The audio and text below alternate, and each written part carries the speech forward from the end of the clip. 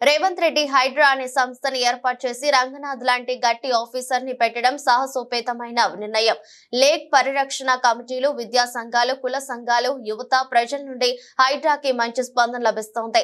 అన్ని చోట్ల లేక్ పరిరక్షణ కమిటీలు ఏర్పాటు చేయడం ద్వారా ఎన్నో చెరువులను కాపాడొచ్చు. కనుక హైదరాబాద్ తో పాటు తెలంగాణలోని మిగతా జిల్లాలకు లేక్ పరిరక్షణ కమిటీలు ఏర్పాటు చేయాలని సీఎం ని కోరుతున్నా.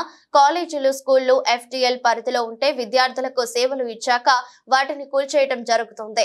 కాంగ్రెస్ ప్రభుత్వం అధికారంలోకి రాగానే 30,000 మంది నిరుద్యోగులకు ఉద్యోగ పత్రాలు ఇచ్చింది. ఆగస్టు 15 నాటికి 18 లక్షల కోట్లు ఖర్చు చేసి రుణమాఫీ అందించాం.